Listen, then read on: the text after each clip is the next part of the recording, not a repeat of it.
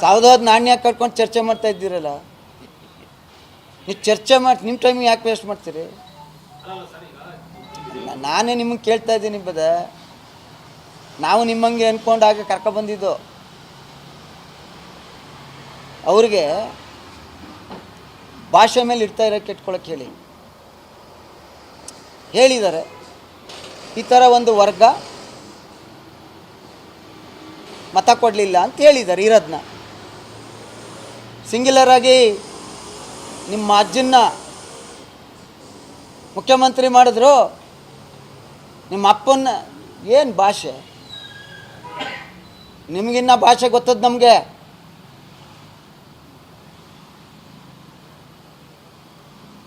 ಭಾಷೆ ಮೇಲೆ ಇಡ್ತಾ ಇಟ್ಕೊಳ್ಳಿ.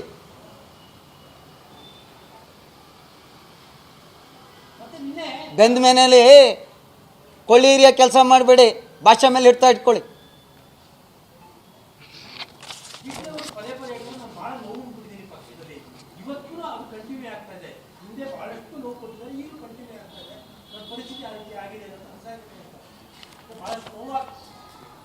ರಾಷ್ಟ್ರೀಯ ಅಧ್ಯಕ್ಷರು ಖರ್ಗೆ ಅವರು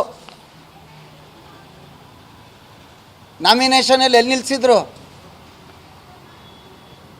ಟಿ ವಿಲಿ ನೋಡಿದೆ. ಕೆಲವು ಸಂದರ್ಭದಲ್ಲಿ ಪಕ್ಷಗಳಲ್ಲಿ ತೀರ್ಮಾನ ತಗೊಳ್ಳುವಾಗ ಎಲ್ರಿಗೂ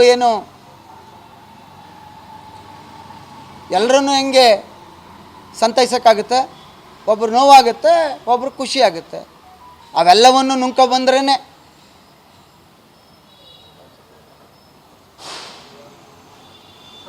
ಆಯ್ತು. ಅದೇನಾರ ಇದ್ದರೆ ದೇವೇಗೌಡ ಸಾಹೇಬರು, ಕುಮಾರಣ್ಣರವರು ಶಾಸಕಾಂಗ ಪಕ್ಷದ ಸಭೆ ಅಥವಾ ಕೋರ್ ಕಮಿಟಿನಲ್ಲಿ ಚರ್ಚೆ ಮಾಡಲಿ. ನನ್ನ ಯಾಕೆ ಟಾರ್ಗೆಟ್ ಮಾಡ್ತಾರೆ?